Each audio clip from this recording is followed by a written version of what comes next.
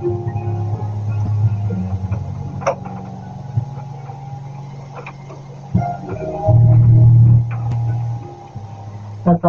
warahmatullahi wabarakatuh. Subhanallah, alhamdulillah, wa la ilaha illallah, wallahu akbar. Allahumma shalli ala Muhammad wa ala ali Muhammad. Dipanjatkan langsung dari Jalan Jenderal Sudirman nomor 1 Kompleks Masjid Darussalam, Sangat Kutai Timur. Suara 91.1 FM, Radio Informasi dan Inspirasi Keluarga. Alhamdulillah, sahabat sadar, hari ini 14 Ramadan 1445 Hijriah, bertepatan dengan tanggal 25 Maret 2024. Sahabat siar Anda Bang Darda kembali dapat menyapa sahabat di Inspirasi Sore Kajian Iftar. Baik sahabat sadar, kita awali jumpa kita dengan mengucapkan basmalah. Bismillahirrahmanirrahim. Apa kabarnya sahabatku semua? Semoga senantiasa sehat, selalu berbahagia dan dalam lindungan Allah Subhanahu wa taala. Amin ya rabbal alamin. Ya sahabat sadar, insyaallah hingga pukul 18.15 sore ini kita akan berbagi dengan sahabat semua dan bersama Ustadz Muhammad Apud Kusairi. Assalamualaikum warahmatullahi wabarakatuh, Ustadz. Waalaikumsalam warahmatullahi wabarakatuh. Sehat Ustadz ya? Alhamdulillah sehat segar. Masya Allah ya. Ustadz Apud, kabarnya besok sudah meninggalkan Sangatta Ustadz ya? Bagaimana kesannya dengan Sangatta? Alhamdulillah senang bisa ikut Ramadan dan silaturahim ke banyak masjid di sini. Masya Allah luar biasa. Baik Ustadz, sore hari ini Ustadz akan berbagi dengan sahabat semua tentang manusia terbaik. Ya, silakan Ustaz. Baik, assalamualaikum warahmatullahi wabarakatuh. Waalaikumsalam warahmatullahi wabarakatuh. Alhamdulillahirabbil alamin. Allahumma shalli ala Muhammad wa ala Muhammad. Sahabat suada dimanapun berada, alhamdulillah sore hari ini kita bisa silaturahmi kembali dalam majelis kita. Ya, semoga menjadi waktu yang penuh keberkahan. Ini waktu menjelang maghrib ini waktu yang penuh keberkahan buat kita semua ya. Apalagi kita isi dengan talabul ilmu, dengan menuntut ilmu ya. Dan insyaallah hari ini kita akan membahas tentang ciri-ciri manusia terbaik menurut Rasulullah SAW. Masya Allah. Ya. Kenapa sih kita bahas menurut Rasulullah? Ya karena Rasulullah sendiri sudah mendapat stempel dari Allah Subhanahu Wa Taala sebagai manusia terbaik. Oke. Ini mungkin kalau kita masih ingat ayat yang masyhur, A'udzubillahi minasyaitonir rajim, laqad kana lakum fi Rasulillahi uswatun hasanah liman kana yarjullaha wal yawmal akhir wa dzakarallaha katsiran. Ada beberapa pujian yang Allah berikan untuk Rasulullah. Ini menggambarkan bagaimana beliau sebagai makhluk terbaik. Dan yang indahnya ternyata Rasulullah tidak ingin terbaik itu hanya ada di beliau. Beliau ingin umatnya pun bisa menjadi manusia terbaik. Masya Allah. Oke, itulah kemudian Rasulullah membuat kriteria ciri-ciri manusia terbaik. Oke. Nah, itulah yang insya Allah hari ini akan kita bahas bersama-sama. Insya Allah, oke. Apakah kita bisa jadi manusia terbaik, Ustaz? Setiap orang punya potensi itu ya? Setiap orang punya potensi, asal punya keinginan yang kuat ya, dan dia bersabar menjalani prosesnya, insya Allah. Ya, okay. Siap Ustaz. Baik, kita mulai dulu ya. Bagaimana Rasulullah terpilih sebagai manusia terbaik. Jadi, kalau kita lihat, coba dibuat kerucutnya ya, di paling atas itu jumlah umat manusia yang pernah menempati muka bumi ya. Itu ada sekitar 12 miliar manusia yang pernah menempati muka bumi. Dan ternyata dari sekian miliar itu Allah pilih di antara mereka menjadi nabi ya, yang Allah pilih sebagai nabi. Itu jumlahnya 124.000 nabi. Banyak jumlahnya ya, banyak banget ya. Dan kemudian dari 124.000 nabi ini Allah pilih di antara mereka sebagai nabi juga sebagai rasul yang punya kewajiban menyampaikan pada umatnya. Nah ini jumlahnya ada 315 rasul. Masya Allah. Lalu yang 25 itu apa? Yang 25 itu adalah rasul yang namanya tercantum dalam Al-Quran. Yang wajib kita kenal ya. Saya yakin sahabat saudara masih hafal kan nama-nama nabi dari mulai Nabi Adam sampai Rasulullah ya? Kalau nggak hafal silahkan nanya kembali ke anak-anaknya yang masih di TPA.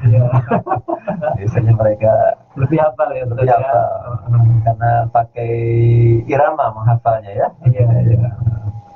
Nah kemudian dari 25 nabi ini Allah seleksi lagi di antara mereka menjadi 5 orang. Itulah yang kita sebut dengan ulul azmi. Ya, nabi-nabi ulul azmi, nabi-nabi yang punya tekad kuat yang dalam berdakwah ya. Itu yang biar gampang ingatnya disingkat dengan istilah minim.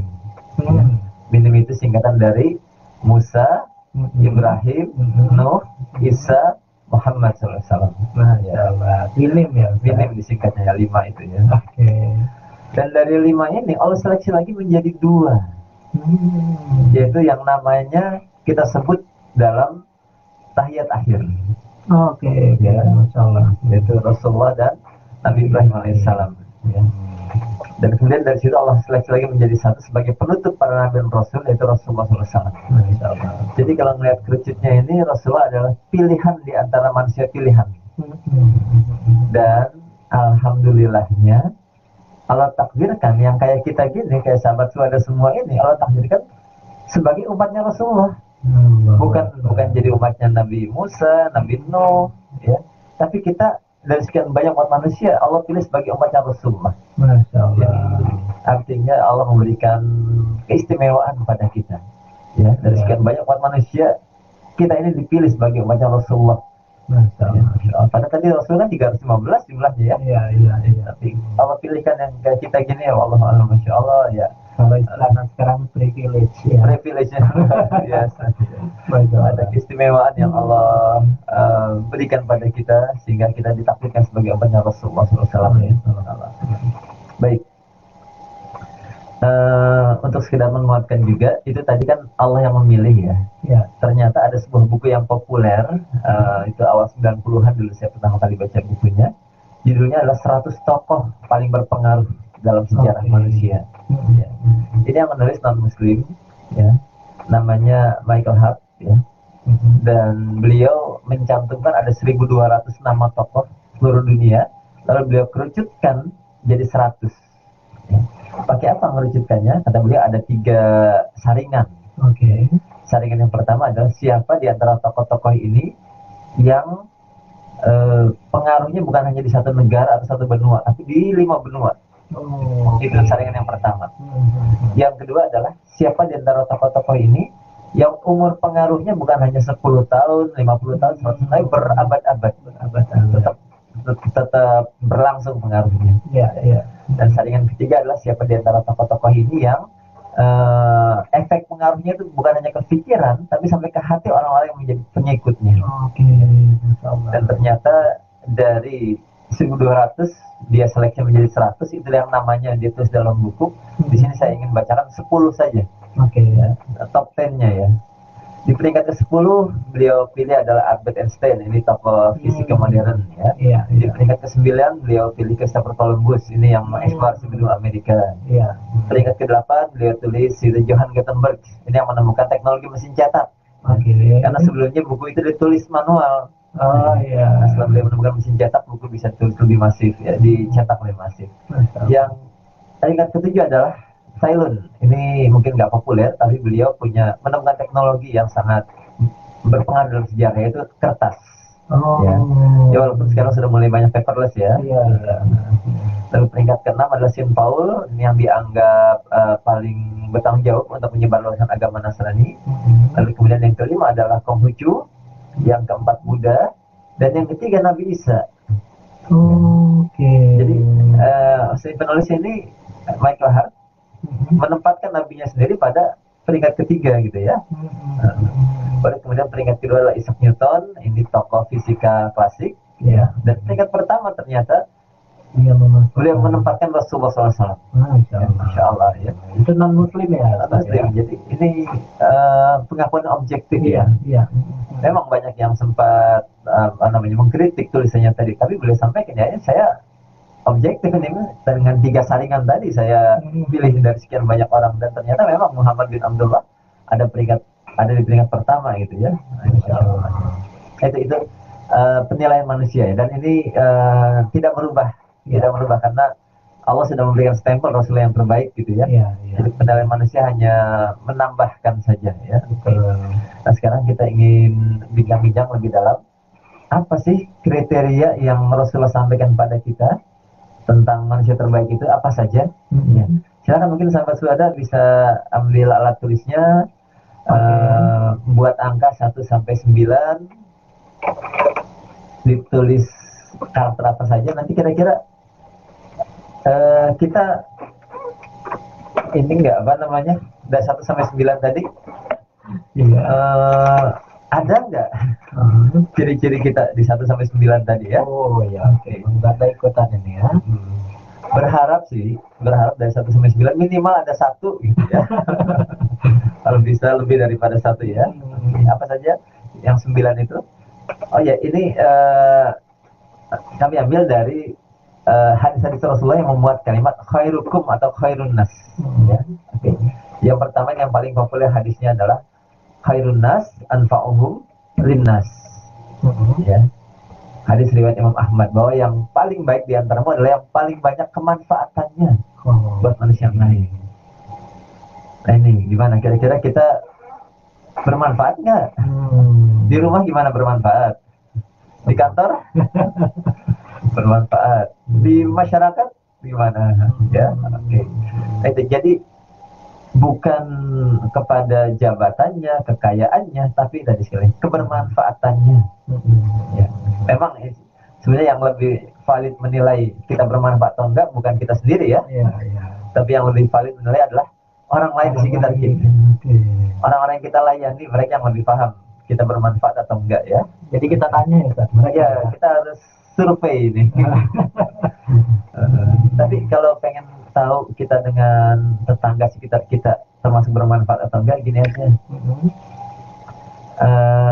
Nanti bisa temui tetangga sebelah rumah, bilang sama tetangga begini, Pak atau Bu, insya Allah bulan depan saya nggak tinggal di sini lagi. Coba kira-kira apa komentar tetangga tuh? Kalau mereka kaget, bulan depan pindah Bu. Oh enggak sekarang aja Bu. Ada berarti sudah ketahuan kita di posisinya ya. Oke. Tapi kalau mereka kaget, Ibu kok pindah sih? Ibu emang ini ya nggak apa namanya nggak nyaman ya. Saya mungkin bikin masalah ya Bu di sini Bu ya. Jadi kalau mereka menyesali kita pindah itu mungkin kita termasuk yang memang sangat dinantikan adanya di sana ya. Oke. Itu yang pertama. Yang kedua, Rasulullah menyampaikan juga hadisnya masyhur, khairukum man tala umruhu wa hasuna amaluhu. Hadis riwayat Imam Tirmidzi. Yang terbaik di antaramu adalah yang umurnya panjang dan bagus amal-amalnya. Ini kombinasi yang luar biasa antara umur dengan amal. Ya, Allah kasih dia umur panjang dan dia bisa mengisi umur tadi dengan amal baik sebanyak-banyaknya. Ya. Lalu kapan seseorang itu masuk kategori umur panjang? Nah ini di banyak majelis saya temui yang sering kali muncul jawaban adalah disebut umur panjang kalau sudah sama dengan umur Rasulullah saat beliau wafat. Ya, 63 tahun baru masuk kategori umur panjang, itu kata orang-orang ya. Tapi ternyata hadis Rasulullah ini diperjelas oleh sahabat beliau, sahabat muda tapi terkenal pointer.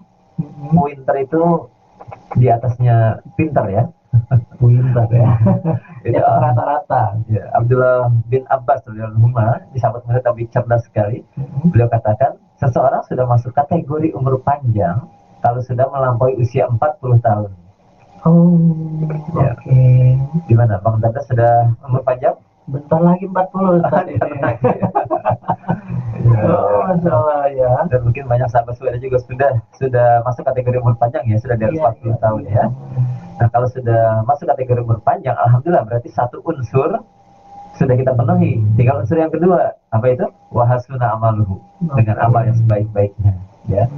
Itulah berarti semoga Ramadan ini kita bisa isi dengan sebaik-baiknya. Puncak-puncaknya amal bisa di bulan Ramadan ya. Betul ya, Masya Allah. Baik, itu karakter yang nomor 2 ya. Nah sekarang kita masuk ke yang nomor 3. Ini juga hadisnya masyhur ya, hadis riwayat Imam Bukhari. Khairukum man ta'allama al-Qur'an wa 'allamahu. Ya, bahwa yang terbaik di antaramu adalah mempelajari Al-Qur'an dan mengajarkannya. Ya, ini masyhur hadisnya ya. Kalau mungkin sahabat suada masih ingat buku Iqra, ya. Nah itu selalu di sampul buku Iqra tadi ada hadis ini. Khairukum man ta'allama al-Qur'an wa 'allamahu. Yang terbaik di antara yang mempelajari Al-Qur'an dan mengajarkannya. Jadi insya Allah di bulan Ramadan kita dekat sekali dengan Al-Qur'an ini ya. Karena memang Ramadan juga bulan turunnya Al-Qur'an. Ya. Gimana sahabat suada? Bisa Ramadan ini minimal 1 juz khatam? Ya Allah ya. Kita berjuang ya. minimal 1 hari hatam, insya Allah sebulan hatam ya. Kita berjuang, insya Allah waktu kita banyak, bisa dekat dengan Al-Quran ya. Lewat hadis ini Rasulullah menyampaikan ada dua jenis yang terbaik hubungan dengan Al-Quran, itu mempelajari dan mengajarkannya. Jadi kalau saya tanya gini, sahabat-sahabat, mana lebih baik, guru ngaji atau murid ngaji? Kalau Bang Dada, bagusan mana, guru ngaji atau murid ngaji? Bagus mana ya? Mungkin guru ngaji kali Ustaz ya. Guru ngaji ya. Ya. Okay. Jadi ternyata menurut hadis ini dua-duanya baik. Dua-duanya baik. Karena Rasul menyebut yang mempelajari Al-Quran berarti kan murid ngaji kan. Ya, dan yang mengajarkannya ini berarti gurunya. guru ngaji ya. Oh, Masya Allah. Jadi nggak mesti dia punya skill khusus mengaji Ustaz ya. Iya, dia baru terbata-bata saja belajar, itu masuk Masya Allah, betul kriteria ini. Ya. Dia masuk kategori yang mempelajari Al-Quran ini ya. Masya Allah. Dua-duanya masuk kategori yang terbaik. Dan kita bisa masuk dua-duanya. Oke. Misalnya di masjid kita dengar ceramah, ya. Nah, kita belajar tuh. Iya. Sampai rumah ceramah tadi kita samain ke anak-anak kita. Oke. Nah, sini kita mengajar. Iya. Jadi kita dapat dua-duanya. Iya. Masya Allah. Oke. Baik. Itu yang ketiga. Ya, sekarang yang keempat. Tapi sebelum keempat masih ingat sahabat saudara apa saja? 1, 2, 3. Oke. Masih ingat sahabat? Ya. Yang nyatet sih pasti ingat ya. Yang pertama tadi adalah yang paling banyak manfaatnya. Yang kedua adalah yang panjang umurnya dan bagus amal-amalnya. Dan yang ketiga tadi adalah yang mempelajari Al-Quran dan mengajarkannya. Oke. Nah, sekarang yang keempat ya. Ini pesan Rasulullah adalah bahwa khairukum man salimal muslimuna min lisani wa yadihi. Hadis riwayat Imam Bukhari ya. Bahwa yang terbaik di antara mereka yang terbaik dalam menjaga lisan dan tangannya. Oke. Terbaik dalam menjaga lisan dan tangannya. Iya. Bang Dada, mana lebih menantang saat ini? Menjaga lisan atau menjaga tangan? Menjaga lisan, Ustaz. Menjaga lisan ya? Iya. Kalau saya, Ustaz ya. Lebih berat menjaga lisan ya? Susah, Ustaz. Oh ya, karena penyiar ya. Masya Allah. Tapi anak-anak muda hari ini mereka lebih susah menjaga tangan. Oh gitu Ustaz ya. Oke. Kenapa? Orang-orang dulu itu berbagi pesan langsung ngobrol, cerita langsung. Oh iya, oke. Tapi anak-anak muda hari ini mereka berbagi cerita, berbagi pesan dengan menggunakan jari-jari mereka. Oh, oke. Siap. Dengan jari-jari tangan mereka. Buat mereka lebih susah menjaga tangan saat ini. Iya. Karena begitu gampangnya komentar dan lain sebagainya. Komen, sharing, posting. Iya. Nah, ini dengan menggunakan jari-jari juga kita ini ya. Oke. Ya walaupun ini sebenarnya perwakilan dari tangan kita juga karena kita bentuk komunikasi ya. Iya. Maka tolong ini semua sahabat saudara hati-hati betul sharing, posting, komen ya. Pastikan saat mau sharing itu beritanya sudah valid, sudah betul. Bukan hoax, bukan gara-gara wah ini sesuai dengan pendapat kita, sesuai dengan kesenangan kita langsung kita share padahal ternyata hoax beritanya. Yuk kita baik-baik betul jaga lisan dan jaga tangan. Tangan ini maksudnya tadi nggak sembarangan bertindak. Iya. Setiap orang pasti punya wewenang gitu ya, sesuai dengan kapasitasnya. Oke. Itu yang keempat. Dan yang kelima, jadi maaf yang kelima ini agak sensitif ya. Maaf kalau ada yang ngerasa. Yang kelima Rasulullah menyampaikan khairukum ahsanakum qadaan. Muttafaqun alaih. Hadisnya kuat, riwayat Imam Bukhari dan Imam Muslim. Khairukum ahsanakum qadaan. Yang terbaik di antara adalah yang terbaik dalam menyelesaikan hutang-hutangnya. Oke. Ya. Gimana? Coba angkat tangan yang nggak punya hutang. Kayaknya banyak sedikit yang ini ya. Ini kalau nggak punya utang kayaknya spesial banget nih orang Ustaz ya. Luar biasa. Tapi kita harus paham, hutang itu bukan aib. Oke. Hutang itu bagian dari muamalah. Iya benar. Rasulullah pernah berhutang nggak? Pernah ya saya. Rasul pernah berhutang. Tapi yang bedanya beliau mungkin dengan kita adalah beliau sebelum jatuh tempo sudah dilunasi. Oke. Kalau kita nunggu diperingatkan dulu baru. Gitu ya. Dan beliau berusaha untuk segera melunasinya Segera Ustaz ya. melunasinya, ya, Masya Karena Allah. kita kebanyakan mungkin Nah, ini maka Ustaz ya. Rasulullah menyampaikan Oke. pesan lebih mendalam tentang berhutang ini. Mm-mm. Jadi kata beliau begini, seseorang yang berhutang, lisannya ngomong berhutang, tapi di hatinya mengatakan saya nggak akan lunasi hutang ini, Oke. maka Allah menstempelnya sebagai seorang pencuri. Astagfirullahaladzim. Oke. Nauzubillah min dzalik, nauzubillah.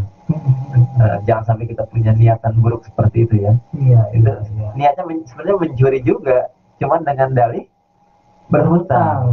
Oke, iya benar. Tapi di hatinya sudah punya tujuan yang jelek tujuan, Ustaz ya. nggak bakal dibayar. Nauzubillah min dzalik. Sama aja mencuri ya. Dan bahkan sampai dahsyatnya hutang ini menghalangi, Rasulullah menyampaikan semua dosa orang yang mati syahid dosanya akan diampuni kecuali hutang. Allah. Jadi bayangkan orang mati syahid yang pahalanya sedemikian dahsyat, Iya. itu terhalang juga kalau masih ada hutang. Astagfirullahaladzim. Oke. Nah, satu lagi motivasi yang Rasulullah sampaikan begini, kalau seorang muslim yang berhutang dan Allah mengetahui bahwa orang itu di hatinya ingin betul melunasi hutang, maka Allah akan bukakan jalan-jalan untuknya supaya dia lunas hutang semasa dia masih hidup. Masya Allah. Masya Allah. Jadi kata kuncinya adalah hatinya tetap ingin betul bisa melunasi hutang. Ya. Itu yang akan membuat Allah munculkan buat beliau jalan-jalan untuk bisa lunas hutang. Masya Allah. Masya Allah. Jadi silahkan yang punya hutang tetap pasang niat kuat ingin lunas hutang ini. Insya Allah pasti ada saja jalan yang Allah siapkan buat kita bisa lunas hutang ini semasa kita masih di dunia. Amin. Ya. Baik, itu yang kelima. Nah, sekarang yang keenam, Rasulnya pesan buat kita bahwa khairukum islaman ahsanukum akhlaqan idza faqihu. Hadis riwayat Imam Ahmad. Bahwa yang terbaik di antaramu adalah yang terbaik akhlaknya. Terbaik akhlaknya. Ya. Dan Rasulullah sudah mencontohkan begitu banyak akhlak-akhlak yang luar biasa. Akhlak terhadap Allah, akhlak terhadap orang tua, akhlak terhadap sesama, akhlak terhadap yang lebih muda. Ya. Silahkan kita tunjukkan akhlak yang terbaik ini. Begini, sahabat-sahabat sekalian, kalau kita punya mobil bagus, itu nggak bisa kita bawa terus menerus. Iya. Ya, ada satu saat ya dia harus ditinggal, diparkir gitu ya. Kita punya baju bagus, juga nggak bisa terus-terusan kita bawa, kita pakai baju itu. Ya, ada saatnya dia harus ditanggalkan, dicuci, dibersihkan gitu ya. Tapi ada yang satu hal terus-menerus nempel dengan kita. Apakah itu? Itulah akhlak. Masya Allah. Itulah akhlak kita yang kemana-mana terbawa oleh kita. Ya. Maka kalau kita bisa betul-betul menjaga akhlak baik ini, Masya Allah ya.